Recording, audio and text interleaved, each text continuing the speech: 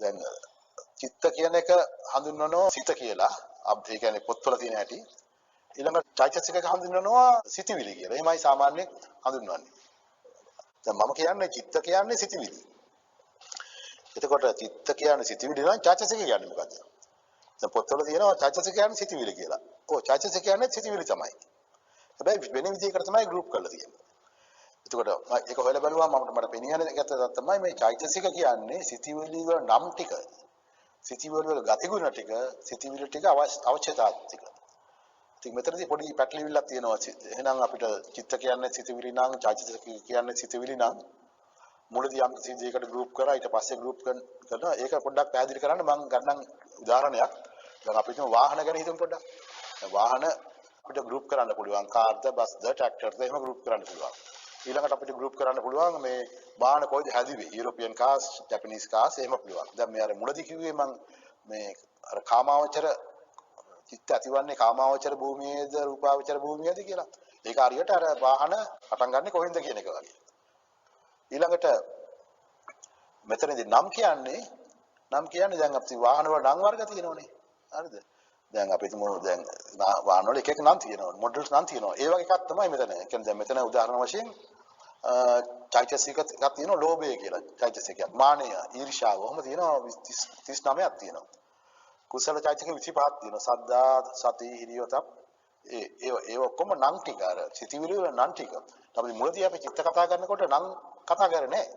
නිකන් වෙන විදිහකට තමයි ගෲප් කරේ. ඊළඟට මේ කරුණා මුදිතා ඒ ඔක්කොම නම් ටික. ඒකර මේ කියන්නේ මේ සිතිවිලි නම්. ඉතින් ප්‍රශ්න තියෙන්නේ තවත් දේවල් තියෙනවද? මේට අමතරව තවත් දේවල් තියෙන්න පුළුවන්. අපි දැන් ඊළඟට යමු ගතිගුණ ටික. දැන් ගතිගුණ කියන්නේ මේ දෙවෙනි එක තියෙන විතක්ක ਵਿਚාර. ඒ කියන්නේ යම්කිසි අපිට සිතිවිල්ලක් ආවම අපි ඒක විතක්ක කරලා බලනවා.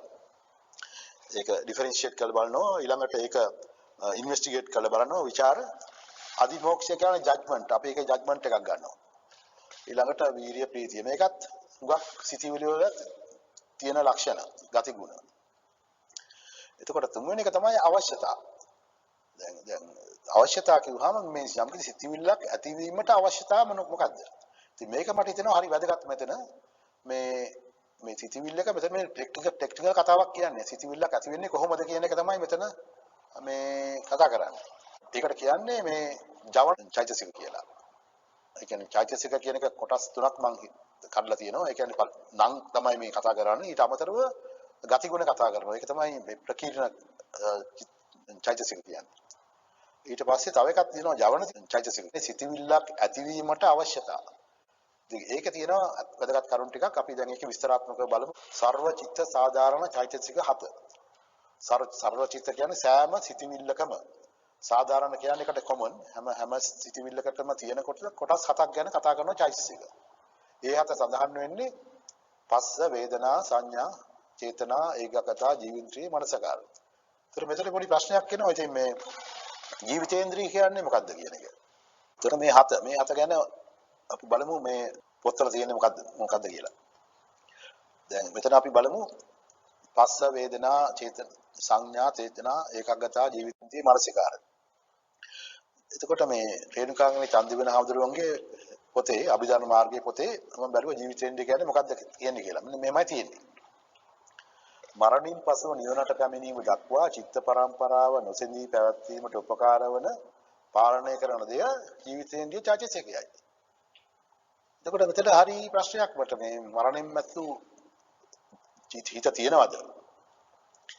ඒක කරන්න ඉන්ද්‍රියක් ඕනද? ඊළඟට තියෙනවා මානසිකාර යනු තේරුම් ගැනීමට දුෂ්කර චෛතසිකය. ඒකේ ගලක් තියෙනවා. එතකොට මේකෙන් මට තේරුණා ඔය චන්දිවන හාමුදුරුවන්ට මොකක් හරි තේරෙන්නේ නැති ප්‍රශ්නයක් තියෙනවා. එකක් තමයි මානසිකාර කියන තේරුම් ගන්න බෑ කියලා තියෙනවා. මේ මරණින් පස්සේ ඉන්ද්‍රියක් තියෙනවා කියලා කියනවා. එතකොට මේ ගැන මට හොයලා බලන්න සිද්ධ වුණා. දැන් අපි ඇනලයිස් කරලා බලමු මේ මොකද්ද මොකකින් කතාව කියලා. අපි චේතනා කියන එක අපි දන්න ඕනේ. චේතනා කියන්නේ යම්කිසි වැඩක් කිරීමේ අවශ්‍යතාවය. එහෙමනම් මේ චේතනාවෙන් පස්සේ තියෙන කොටස් තුන කියන්නේ යම්කිසි වැඩක් කිරීම වෙන්න ඕනේ. දැන් එහෙම හිතලා අපි බලනවා මේ විදිහට. දැන් පළවෙනි තුන. දැන් පස්ස වේදනා සංඥා කියන්නේ අපි පස්ස කියන්නේ ස්පර්ශයක් වෙලා යම්කිසි අපිට හැඟීමක් එනවා. ඒකෙන් වේදනාවක් එනවා, සංඥාවක් එනවා, චේතනාවක් එනවා. ඒක අපිට පැහැදිලි මොකද්ද වෙන්නේ කියලා. යම් කිසියක් අපි දැකලා නැත්නම් මේ අදහසක් එනවා. ඊට පස්සේ ඒක මේ ජීවිතේන්ද්‍රිය මානසිකාර ඒකකත. දැන් අපි මෙහෙම හිතුවත් දැන් මෙතන අපේ හිත තියෙනවා මේ පැත්තෙන් එනවා අපේ ඉන්පුට්ස් එනවා. ඒව තමයි පස්ස කියන එකෙන් වේදනාවක් ඇවිල්ලා චේතනාවක් ඇවිල්ලා අපි මෙතනදී තීරණයක් ගන්නවා යම් කිසි දෙයක් කරන්න. ඉතින් ඒකග්ගතා කියන්නේ one pointedness කියලා කියන්නේ එකක් දිහා දිගටම බලාගෙන තබා ගැනීම කියන්නේ කියන එක. ජීවිතේන්ද්‍රිය මානසිකාර. දැන් මේකෙන් අපිට පෙනී යන්නේ දැන් උදාහරණ වශයෙන් දැන් මට යම් විශ්යක් ගන්න මට වතුර එකක් බොන්න හිතෙනවා. එතකොට මට මං අත දාලා චේතනාවක් එනවා. මං මෙහෙම අරගෙන වතුර එකක් බොනවා. එතකොට ඒ කියන්නේ මෙතනදී මේ කතා කරන්නේ ජීවිතේන්ද්‍රිය කියන්නේ අපේ මේ ශරීරයේ කොටස්. ශරීරයේ අපේ අවයව. කියන්නේ ඒක තමයි මම දැන් අවුරුදු 10කට වගේ ඉස්සෙල්ලා ගත්ත තීරණය. මම හිතුවා මේ ජීවිතේන්ද්‍රිය කියන්නේ මේ අපේ ශරීරයේ කොටස් කියලා.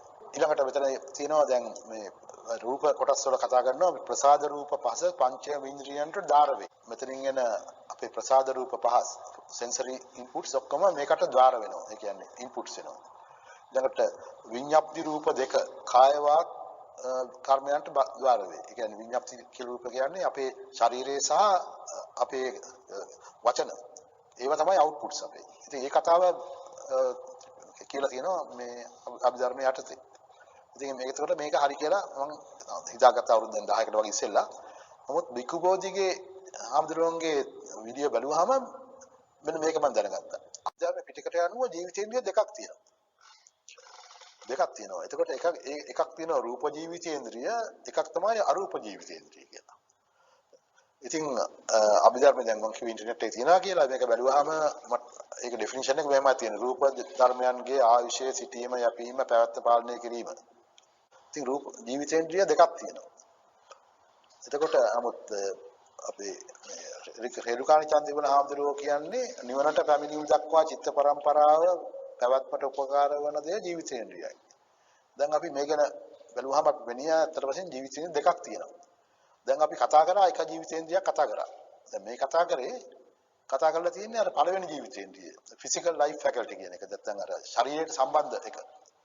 ඒතර දෙවෙනි ජීවිතේන්ද්‍රිය දැන් බලමු මොකද්ද මේ දෙවෙනි එක? දැන් එතන කියන්නේ මේ අපේ චිත්ත පරම්පරාව දිගටම තියාගන්න අභිධර්ම පිටකයේ අරූප ජීවිතේන්ද්‍රිය කියන්නේ අරූප ධර්මයන්ගේ ආවිෂය සිටීම යැපීම පාලනය කිරීම තමයි මේ අරූප ජීවිතේ කරන්නේ. අරූප ධර්මය කියලා කියන්නේ මේ අපේ සිතිවිලි සම්බන්ධීකරණය කරන්න තවත් එකක් තියෙන්න ඕනේ කියලා. එතකොට දැන් අපිට යම් සිතිවිල්ලක් ඇති වෙනවා. චිත්ත එකක් ඇති වෙනවා. ඇති වෙලා ඊළඟට තව සිතිවිල්ලක් ඇති වෙනවා. තව සිතිවිල්ලක් ඇති වෙනවා. මේක කෝඩිනේට් කරන්න තව එකක් ඕනේ කියලා කියනවා. සිතිවිලි පරම්පරාව. එතකොට අපි බැලුවොත් එහෙම දැන් මට අමුස් දෙයක් කරන්න හිතෙනවා. දැන් වතුර එකක් බොන්න හිතෙනවා. ඊළඟට මට මතක් වෙනවා වතුර විදුරුව මෙතනයි තියෙන්නේ කියලා. මම එතනට යනවා. ඊට පස්සේ තව එකක් කරන්න හිතෙනවා. ඒකෙන් තව අදහසක් එනවා. මේ අදහස් යනකොට අපි කොහොමද ඒක සම්බන්ධ වෙන්නේ? අපි දැන් අද දන්නවා අපි දැන් ইনফরমේෂන් සයන්ස් වලින් දැන් ස්මාර්ට් ඉක්විප්මන්ට් වල හැම එකෙම මෙමරි එක කියලා එකක් තියෙනවා. මේ මෙමරි එකේ තමයි ওই විස්තරය තියෙන්නේ. එතකොට දැන් අපිට එක අදහසක් එනවා ඊළඟ අදහසට යනකොට අපි මෙමරි එකට කන්සල්ට් කරනවා. කළා ඒකෙන් තමයි ඉතුරු එක එන්නේ. ඊළඟට ආයෙත් මෙමරි එක කන්සල්ට් කරනවා. ඔහොමම තමයි අපේ චිත්ත පරම්පරාව ගමන් කරන්නේ. එතකොට ඒක නිසා තමයි මේ ජීවිතේන්ද්‍රිය දෙවෙනි එක කියන්නේ අපේ මෙමරි එක. එතකොට අපි වෙනවා මේ චිත්ත පරම්පරාව ගමන් කරනවා. අපේ මෙමරි එකත් එක්ක කන්සල්ට් කර ගමන් කරනවා. එතකොට මේ ඒක තමයි පළවෙනි ජීවිතේන්ද්‍රිය කියන්නේ අපේ ශරීරයේ කොටස්. දෙවෙනි ජීවිතේන්ද්‍රිය කියන්නේ අපේ මෙමරි එක. නමුත් මේ මෙමරි එක කියන එක බුද්ධ ආගමේ කොහෙවත් කියලාත් නැහැ. අපි ළඟදී මෑතක් වෙනකම් මෙමරි එකේ තියෙන වටිනාකම තේරෙන්නේ නැහැ. අපි තුමු දැන් මේ ස්මාර්ට් ඩිවයිසස් නැත්නම් ස්මාර්ට් මේ ඉක්විප්මන්ට් එනකම් දැන් අවුරුදු 100කට ඉස්සෙල්ලා වුණත් මෙමරි කියන එකේ වටිනාකම තේරෙන්නේ නැහැ ඇත්තට. දැන් මෙමරි එක කියන වටිනාකම පහුගිය අවුරුදු 30 40 තමයි ඇවිල්ලා තියෙන්නේ. ඉතින් මෙමරි එක තමයි කියන්නේ අපි දැන් ඔක්කොම අපි පොඩි කාලේ ඉඳන් ඉගෙන ගන්න හැමදේම අපේ මෙමරි එකේ තියෙන්නේ. මේ මෙමරි එක නිසා තමයි අපිට මේ චිත්ත පරම්පරාව දිගටම පවත්වා ගැනීමට පුළුවන් වෙන්නේ. ඒතර දැන් මේක තමයි මගේ නිගමනය. දැන් ඔය ජීවිතේන්ද්‍රිය දෙකක් තියෙනවා. ඒ දෙකේ පළවෙනි එක තමයි අර අපේ ශරීරයේ කොටස්. ඒක තමයි ජීවිතේන්ද්‍රිය පළවෙනි එක. ඒක තමයි රූප ජීවිතේන්ද්‍රිය. දෙවෙනි එක තමයි අපේ මෙමරි එක. එතකොට මේ ජීවිතෙන් දෙකක් තියෙන්නේ මොකද්ද? ඒ ඔක්කොම පැහැදිලි නමුත් රාමදුරුව කියනෝනේ නිවනට පැමිණීම දක්වා චිත්ත පරම්පරාව කියලා. ඒක අපි මෙහෙම හිතන්නේ. නිවනට පැමිණීම දක්වා කියන එකේ රාමදුරුවගේ ඇඩ් කිරීමක්. නැත්තම් මෙතන චිත්ත පරම්පරාව පැවැත්මට උපකාර වන පාලනය කරන දිග ජීවිතේන්ද්‍රය. ඒ කතා කරන්නේ අර දෙවෙනි ජීවිතේන්ද්‍රය ගැන පමණයි. ඒකෙන් මට තව දෙයක් පැහැදිලි වෙනවා. ඒ හාමුදුරුව ජීවිතේ දෙකක් තියෙනවායි කියලා කතා කරන්නේත් නැහැ. ඒ කියන්නේ රේණුකාණ චන්දිමුල හාමුදුරුව ත්‍රිපිටකය කිව්වද කියලා සැකයකුත් තියෙනවා එතනදී. මේක පැහැදිලි ජීවිතේ දෙකක් තියෙනවා කියලා කිව්වට මෙතන ඒ හාමුදුරුව එකකට යම්කිසි විස්තරයක් දීලා තියෙනවා. නමුත් නිවනට පැමිණීම දක්වා කියන කොටස ඒ හාමුදුරුවන්ගේ ඇඩ් කිරීමක් කියලා වගේ පේනවා. එතකොට දැන් මෙතන අපි කතා කරා චිත්ත ගැන සහ චෛතසික ගැන කතා කරා. එතකොට මෙතන ඇත්තට ගැඹුරක් මට තාම පේන්නේ නැහැ.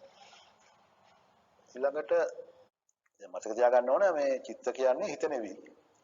චිත්ත කියන්නේ සිතිවිලි, හැඟීම්, දැනීම් ඒවට කියන්නේ. චෛතසික කියන්නේ සිතිවිලි නම් එහෙම නැත්නම් ගතිගුණ, එහෙම නැත්නම් අවශ්‍යතා. ඔක තමයි චිත්ත සහ චෛතසික වල වෙනස. දැන් මෙතෙන්ට එනකන් ඉතින් එච්චර ප්‍රශ්නයක් නැහැ. නමුත් මේකත් ගැඹුරු කරලා තියෙනවා තවත් විදියකට. ඒගොල්ලෝ මෙහෙමයි කරන්නේ දැන්. චිත්ත 121ක් තියෙනවා. දැන් ඕවා එකිනෙකට සම්බන්ධ කරනවා. මේ චිත්ත චෛතසිකයකට ඇති වෙන චිත්ත කොහමද? මේ චිත්තෙන් යම් චිත්තයක් ගන්නවා. ඒක තියෙන චෛතසික සංඛ්‍යාව මොකද්ද? එහෙම තවත් මේක පිටු තියෙනවා මම හිතන්නේ පිටු 25ක් පොතේ තියෙනවා අභිධර්ම මාර්ගයේ. ඒක මේ චිත්ත සහ චෛතසික අතර සම්බන්ධය. එක එක චිත්ත ඇතිවන්නේ කුමන චෛතසික සමගද? ඒකට සම්ප්‍රයෝගය කියනවා. ඒ චෛතසික ඇතිවන්නේ කුමන චිත්ත සමගද කියලා කියන එකට කියන්නේ සංග්‍රහය කියලා.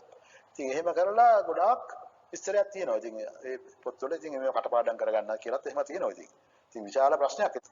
ඉතින් මේකටත් තීරමක් නැතුව ඉතින් ගොඩක් දාපු කොටසක් වගේ තමයි පේන්නේ. හරි. චිත්ත චෛතසික කොටස් දෙකම දැන් අපි කවර් කරා.